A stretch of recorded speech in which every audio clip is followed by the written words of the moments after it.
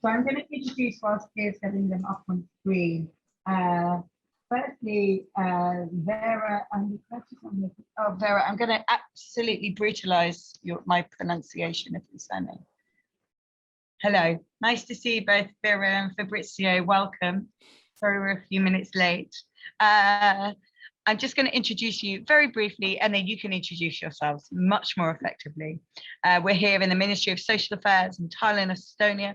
There is some of the audience. Some of them we don't have the technology to show you everyone. But we're really pleased to have you here. So Vera's from Portugal. She's a strategic advisor and regional representative of Portugal Social Innovation Mission Unit, which is this new government initiative aimed at promoting social innovation and stimulating the social investment market in Portugal. She's a politics and international relations professional, with specialism in strategy, innovation, foresight, and working in Europe and beyond, including being in located in Brussels for 7 years and Sao Paulo. So Vera, thank you and welcome to you. Fabrizio, hi, nice to see you.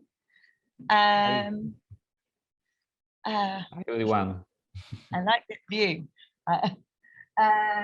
Fabrizio is the head of innovation in EU Funds Office at the city of Turin in Italy, and he's been project managing the seed since 2020 as part of the competence centers as well. He's also involved in he's also involved in the UIA program that Gerhard was talking about, the longer term project, working on the reinforcement of urban security at nighttime through the development of social innovation activities and community engagement, just the bottom up that Gerhard was talking about.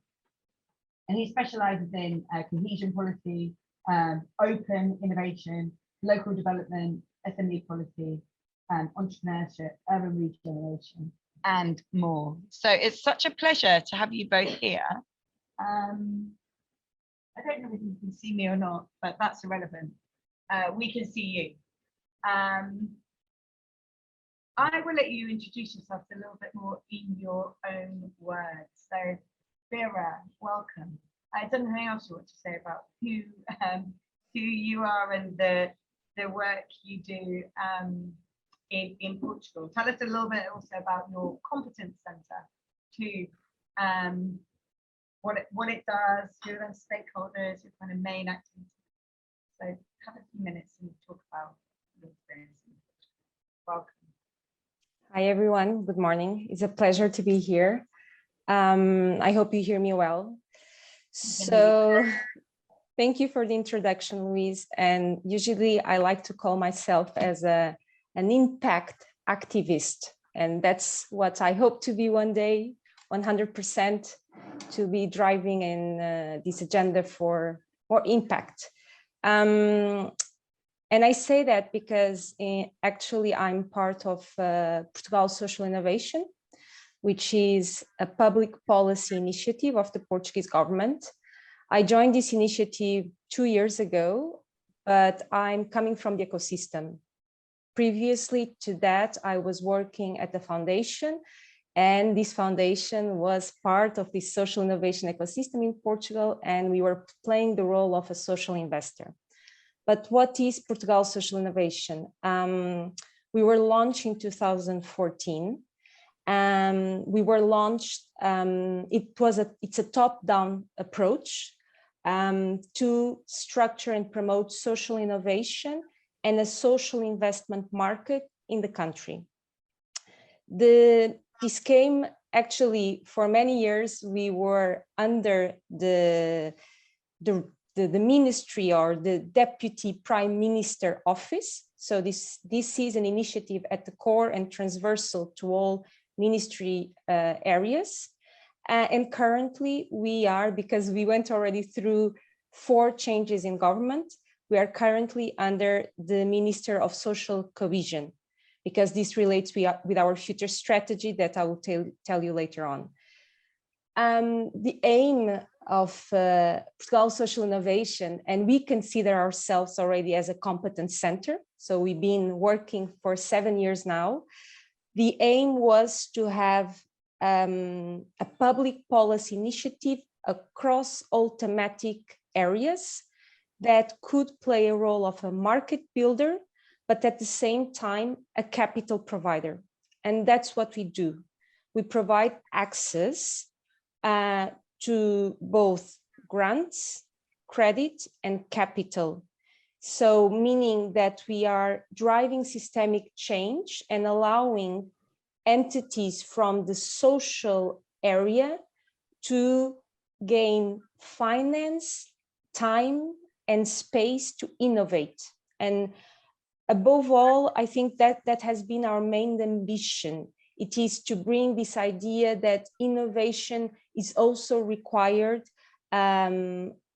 more at community level. So we need also to provide infrastructures, and then we'll discuss later, but we also need to provide space, time, money for the social entities to better address the social challenges that we are living currently.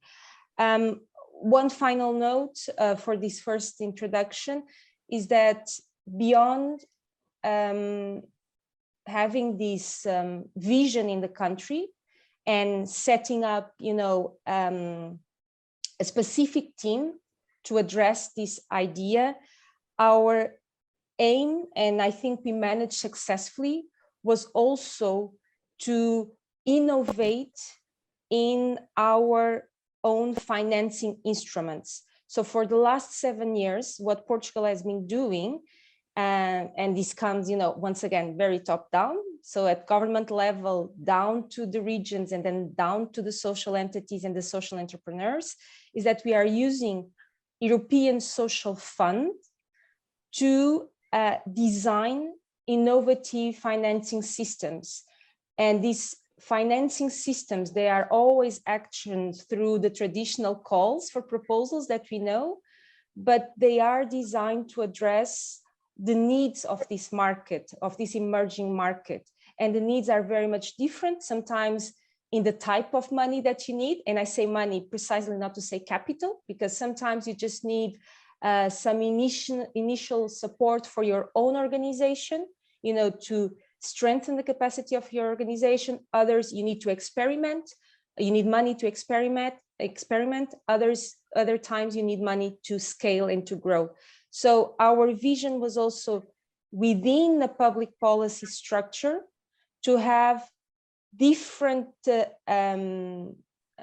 instruments or methodologies that were allowing to address these needs and were allowing also us to make, and I think this is the final comment I want to leave now, make also a mindset shift where we are using EU funding not to support activities, but to support results. So our main vision was at the core of our competence center and our initiative, we were looking to this change the social innovation projects are trying to promote and the potential of impact they have, and not to the quantity of activities they have.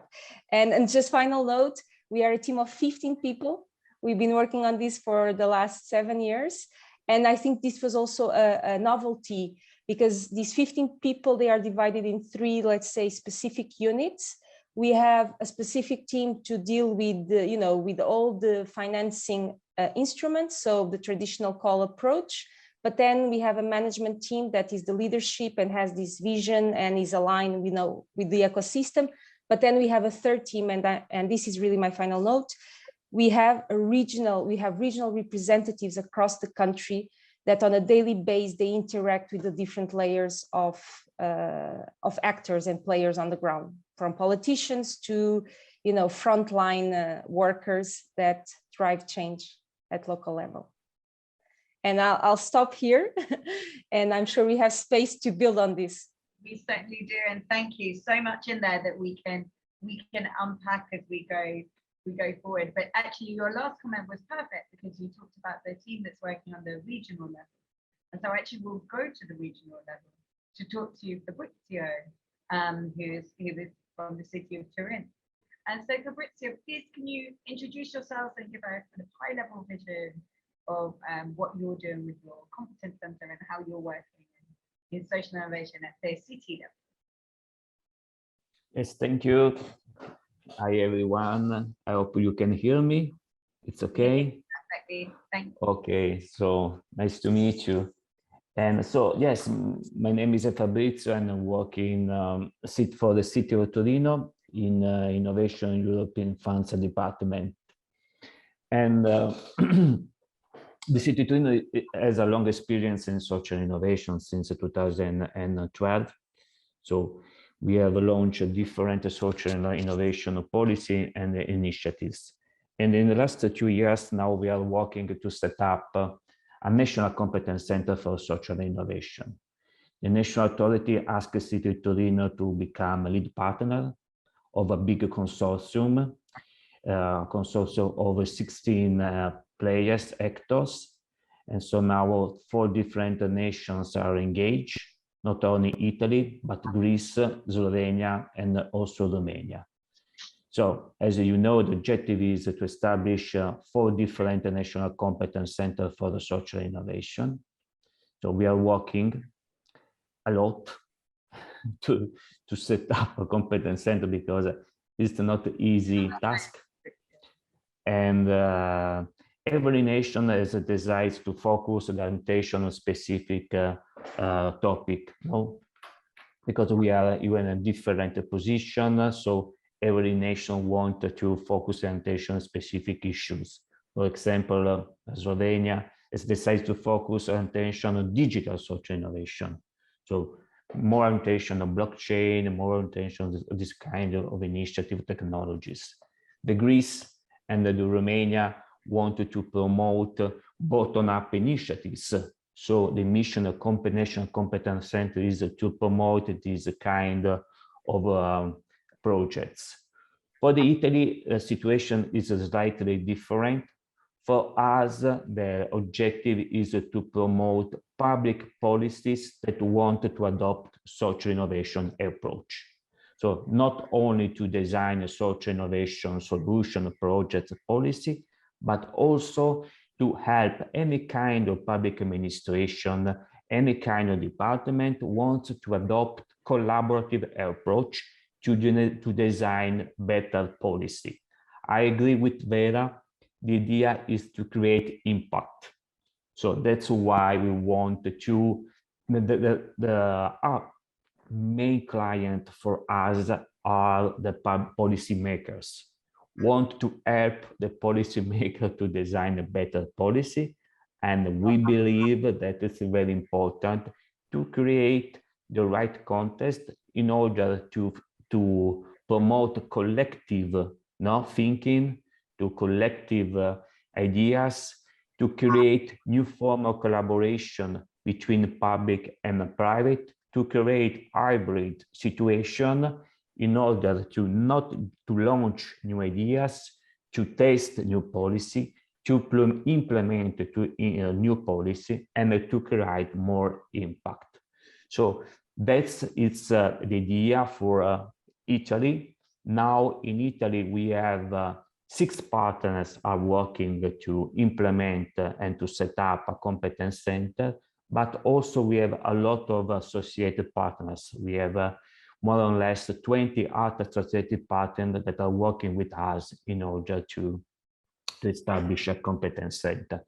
So that's why it's not easy work, because we need to engage a lot of actors, a lot of players, local players, regional players, national actors, national players, and of course, for us, it's very important to engage managing authority at national and regional level, because it's very important to use very well European Social Fund.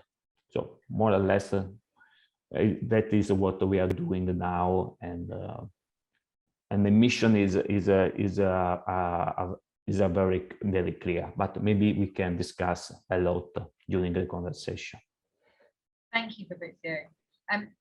and the point you were just making about engaging people at the different levels is really connected to the last conversation that we just had with Gerhard. I'm going to stay with you for a minute, and we'll just focus both a little bit more on the technicalities of where you are in your competence centers at the moment before we zoom out a little bit more and think more broadly about the social innovation needs in your country. So question for both of you, but let's start with you, Fabrizio. Tell us a bit about where you are in the process. Like how far have you got with this competence center, and you know, its activities, and where are you? We're about, you know, this first round of funding is towards the second half end. So yeah, how far have you got, and what have you learned so far? Oh, okay, I'm the first, if I understand. Yeah. Okay. Yes. Okay. Okay. So, okay. I think we have a good point in terms of process, and for example, we have launched a training program, and maybe you can see our training capacity building program. We have published a lot of different, we have designed 11 sessions. We have launched the first last 2 weeks ago, and you can have a lot of information going to our website, cduproject.eu. So in terms of capacity building, we have already designed our the competence that we can share with the audience, with our client. And I repeat, for us, the most important client are the public administration. But when we have a design and we have a submitted application to set up a competence center in our territory, what we have decided is not just to think the competence center in the future, not just only to design a competence center, but also we invited all the nations to test a specific idea of competence centers, just to check if we are ready to support the managing authority. So now we are in this phase. We are launching different pilots, and for example, about Italy, we are working with the national authorities in order to help the national authority to design a social innovation policies helping the small and medium cities located in the south of Italy. Why is it very important? Because we are talking about 300 million euros. So for us, it's quite new, 300 million euros to promote social innovation in a small and medium city in South Italy is a really, really big challenge. So now we are working with ESF Managing Authority to help them, to help Managing Authority to design the policy. So we have defined a roadmap, and so now we are ready to work with these cities in order to maybe help the cities to understand what does it mean to promote and to design a social innovation in their territories, and also maybe to organize a capacity building training, capacity building program, training course, what they need in order to promote bottom-up initiative at the local level. So also, we are also, we are also thinking to not just to test the functionality of competence centers, but also we are thinking to become a legal organization. So we are talking about the legacy of this project. Okay, so we are ready. We are talking with our lawyers in order to become a legal entity, a no-profit organization, of course, in order to create a really infrastructure no, are really ready to help the manager authority. Of course, the city of Torino is the partner in this project. So for us, it's very important the competence center is established in Torino, in our cities, okay? But of course, a competence center is a national. So the idea is to help all the cities and all authorities who want to work with us. Fantastic. Thank you, Fabrizio. An interesting idea. I wonder if other people have also thought about establishing some kind of entity like that. Vera, same question to you. Where were you in your process? What have you learned so far, and how are you thinking about the end? I know for one of the conversations we were just having with Gerhard, with this work takes a long time, and I think that's something that you've been doing in Portugal for the last decade, kind of working towards building this, and having the ministry being so engaged with it for the last 7 years. So where are you in the process? So a note I would like to make it clear to everyone is that we have such a strong, and when I say we, it's in terms of public policy, we have such a strong agenda in this area because it comes from a need.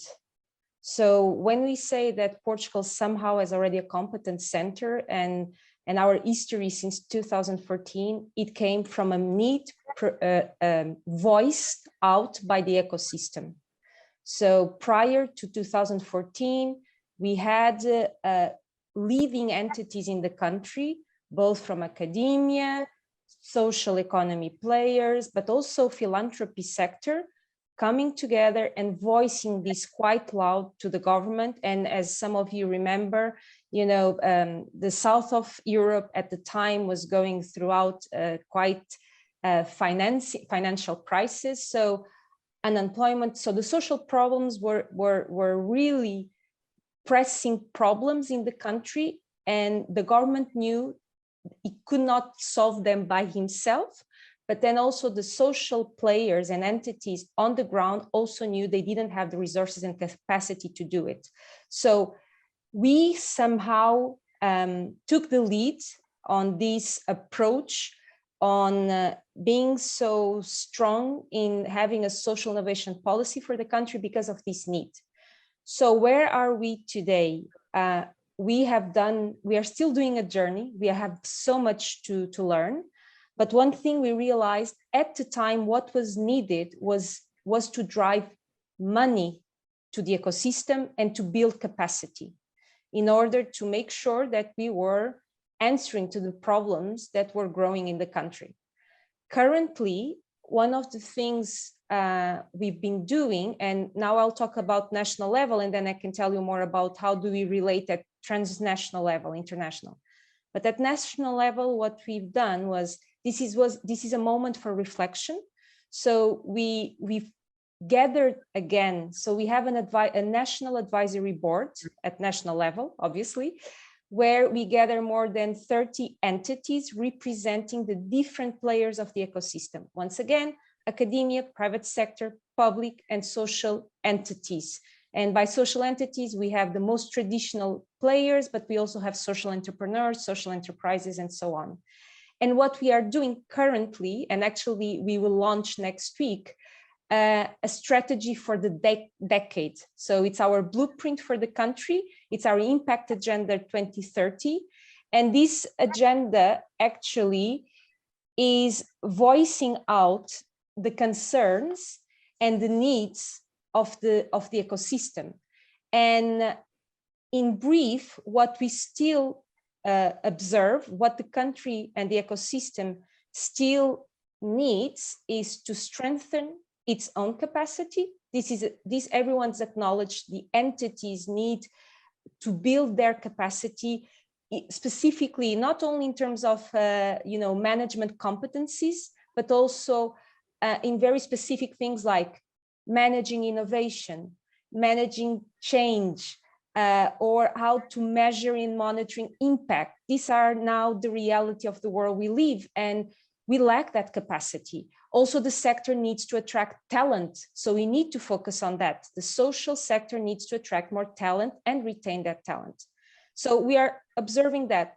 Then we also need to grow and improve our favorable environment, our legal frameworks, our policy framework, in order then to embed the social innovations that are being tested on the ground. As Fabrizio was saying, they need to be translated to public policy. We need to improve that. And then thirdly, we need to grow our investment market, because Portugal is a small country, as we know.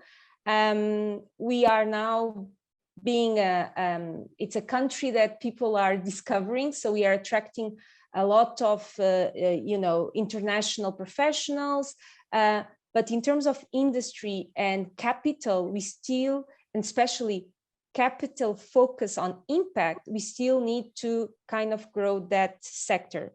So where we stand, we have a vision and we have a strategy, but our vision in terms of practical things is that the future competence center needs to go beyond funding, cannot be only stuck on funding. It needs to build capacity, and it needs to make this better connection to structuring public policy at national and regional level. And then also it needs somehow to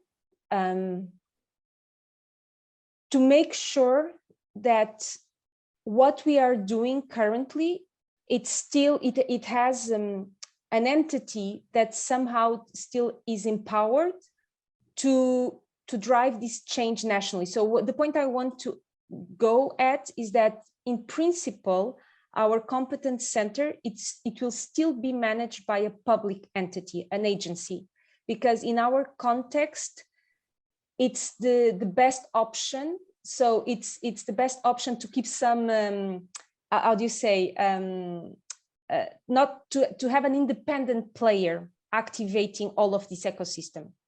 And I think this is what we see. And at international level, obviously, we would like to become a hub where social innovation is across all our sectorial areas. Because once again, and this is the point I want to strengthen, we are talking about innovation for society. So that's the thing I want to go beyond. We don't want to get stuck on the social dimension of policies, but we work innovation as a whole for society. And I think this is where we are. I just want a final note. I think we will keep the same principles, which was something we learned that worked, that it's very much important. The Future Competence Center, beyond capacity building, should always bring these principles of driving strategic philanthropy. What does it mean? That all the investment and funding we are driving for this ecosystem should be accompanied and leveraged by private money or by the region's priorities. So there's always a dimension of combining the interest of investment with the interest and the reality of the regions. Because as Fabrizio was saying, one of the aspects of this ecosystem is that we do anchor our knowledge in collective approach and participatory methodologies, and we anchor also in the proximity we have with the territories. So we can never forget the relevance of the regions and the people that are being actually involved in the process. And we want to keep that principle and that guiding note. Wonderful, thank you, Vera. And I think your point on the need is really important. And Fabrizio, do you want to talk a bit about the need and the moment in the current moments in Italy, which are really driving that need for the social innovation work that you're doing in the competence center? Yes, I think that we have paid attention at the level what we want to stay. No, if we wanted to promote local social innovation, it's very important to promote a different kind of social infrastructure. Maybe we can talk about a national competence center, maybe we have to reinforce, or we have to establish, or we have to set up a different social infrastructure. In Italy, we call them social infrastructure proximity, no? And maybe we can talk about a network of community hubs help the citizens to be more active in order to satisfy local needs. So this is one thing, which is completely, from my point of view, different for the mission National Competence Center. Okay, so you have a different level. At the city level, in my level, because I'm working in the city, our intention is to promote local social infrastructure. Not only, and when I talk about the social infrastructure, for us, it not means just to establish places, spaces, apps, something like that. Also intangible social infrastructure, which means a network of services enabling to match the local needs and to promote an answer coming from the communities. Okay, so very important. So when I talk about collective action, collective thinking, when I talk about to common approach, I mean I need the participation, the intuition, the intelligence of the local community, because the local needs, you know, if without the local community, it's impossible to satisfy local needs. So this is one level, is no local social infrastructure. Then there is another dimension, and there is a regional or national social infrastructure, which Vera says correctly, is to promote ecosystem. Okay, is to promote a good environment, is to promote maybe capacity building, is to promote methodology, is to promote the evaluation of public policy. It's impossible to find evaluation, systematic evaluations methodology in the cities. No one has evaluation system in the city.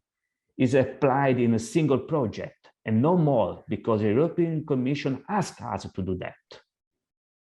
But we don't have the culture of the evaluation to evaluate the impact of our action in a systemic way. So that's why it's very important for us, to set up, a new competence center. We can call as we want, it doesn't matter, but that is our mission, So to help the public administration to do that, because we see that there is a lack of a competence, there is a lack of the culture. So this is another level. The difference maybe between Italy and Portugal is about the legal status of competence center, that for us is very, very difficult to set up a public organization, okay? To create a public entity to take care of competence center, because the legislation is absolutely not easy, not help us to become, to take a role in a competence center. So maybe the idea for us is to create a public-private partnership in terms of also to create sustainability in the longer term, so in this way, maybe it's easy because the private are more flexible. They run very quickly, but at the same time, it's very important to have the public bodies in the governance in terms of independence, in terms of to be clear that to define very well the vision, the mission, to be sure that the aim is not just to survive in the market, but to help the public administration. Thank you, Fabrizio. And I wonder whether you're already talking about what infrastructuring for social innovation means to you. I wonder whether, Vera, you might just comment on that. In particular, you're working, you talked about the market as well, and the finance infrastructure, but you're working very closely with as part of the government. Mm-hmm. Right? Can you talk about what infrastructuring and social infrastructuring for social innovation means in the context of your work? Mm-hmm. So, and also to build on what Fabrizio was saying, and to summarize in our view and perspective and learning, infrastructure for social innovation needs to focus on three things. You need political vision or endorsement, you need capital, and you need pipeline, meaning you need critical mass. And so that's why, in our view, even the way we are still thinking about the model for the competence center is still anchored on the public dimension, because we think that then we can leverage and build on what Fabrizio was saying. We can now move on to the regions and to the market perspective. But for us, these three dimensions, political vision and endorsement, capital, and pipeline is quite strong. So in our view, infrastructure for social innovation also lies, as Fabrizio was saying, on the different characteristics of the regions and the territories with whom we work. So, and I totally agree with Fabrizio, we don't talk only about physical infrastructure, although it's required. And one thing that we want to promote more actively, and it happened, it was something that we saw the ecosystem developing by its own, was the creation and setup of social innovation incubators or social innovation accelerators. So on one hand, we learn that it's relevant to have this infrastructure at local level, because indeed, because of their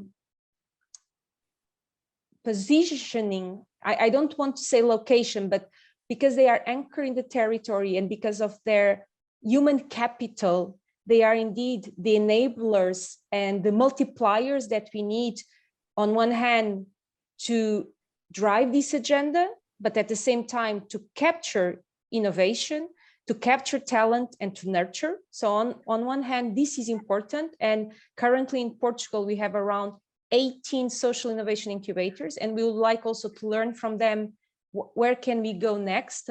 How can we improve this approach? But then, as Fabrizio was saying, it's not only about physical infrastructure, it's precisely these dimensions of legal frameworks, which is a challenge, as we know.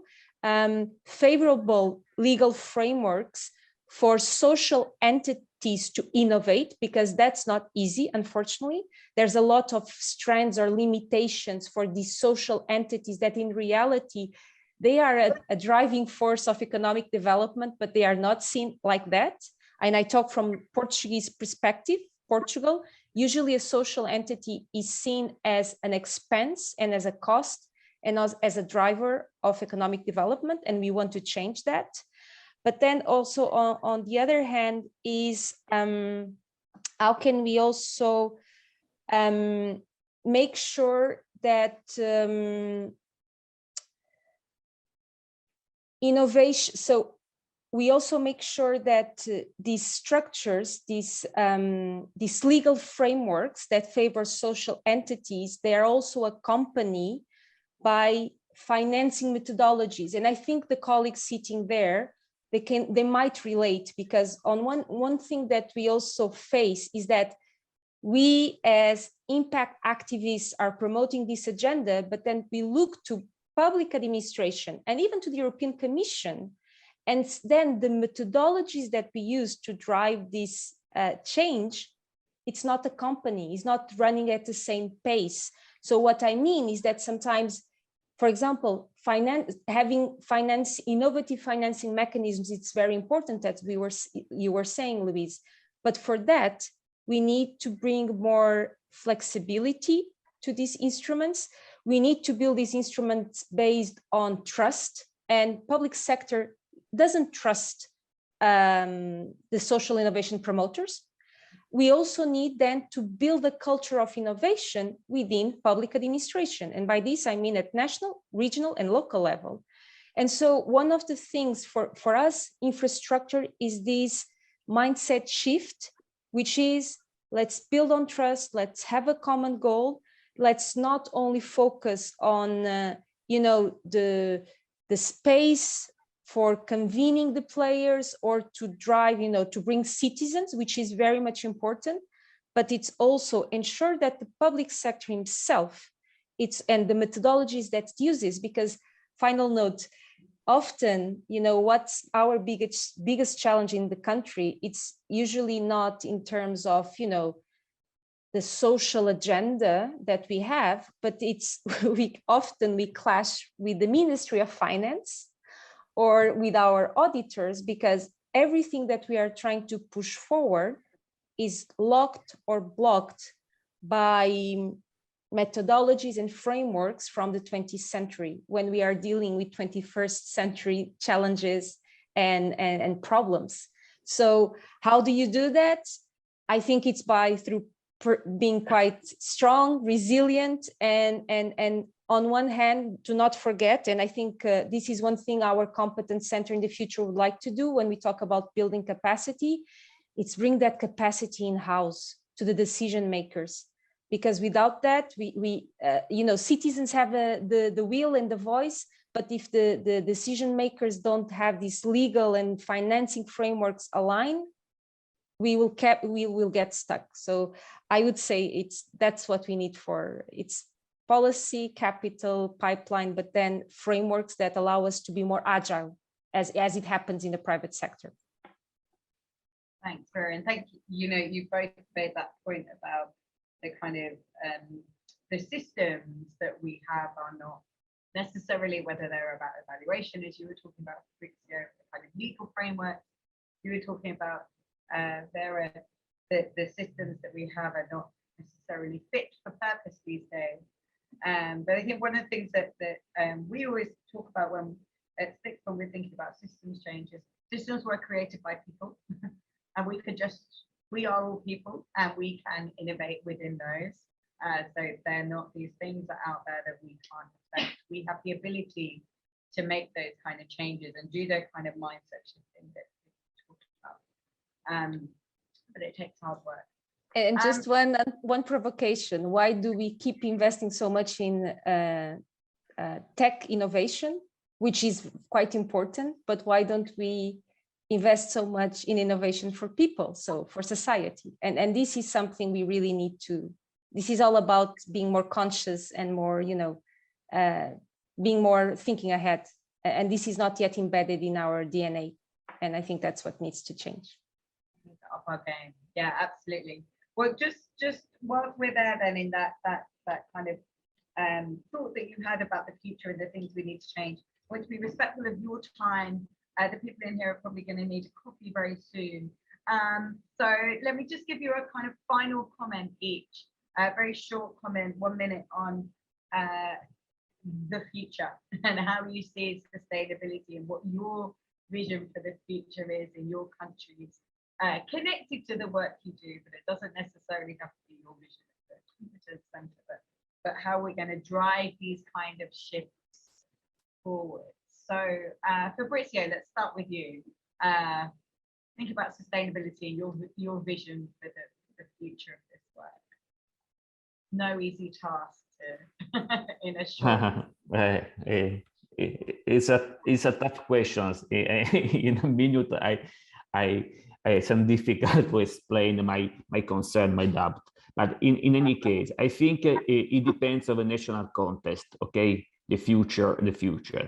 In terms of sustainability, I think it's very important, as Vera said before, the political commitment. It's very, very crucial in this phase. If we believe in a social innovation, if we want to really change our approach, our way to design is that we have to change the legal framework. Absolutely, we have to change.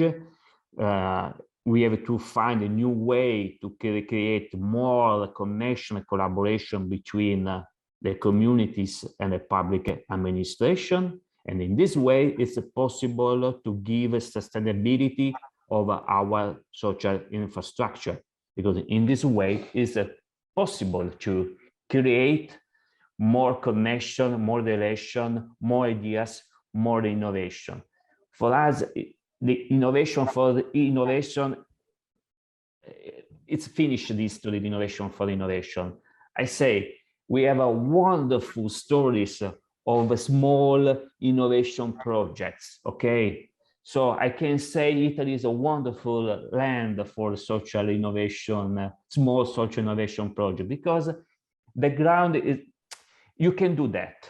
You can do that because everyone say, okay, it's good, it's not good. The point is now how this innovation can become policy. How can help this social innovation become a policy in order to create a systemic change and to create more social impact.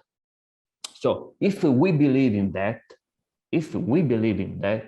I'm sure that it's possible to create sustainable social infrastructure, because we believe that is very crucial, important for our life and for our future.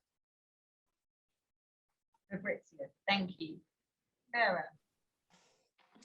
Well, I go along the same lines. I think in our view is the same, meaning what does sustainability mean is that we need to get better how to embed the good practices and the good solutions or approaches to improve. We need to embed that in public service, because one of the biggest challenge we will live, and we are already living in Europe, is the increase of inequality. And if we don't feed ourselves, or if we don't capture what is already happening at local level and scale that to improve our public service offer, we will not progress. And countries like Portugal, which are quite diverse, at the same time I have some kind of economic instability.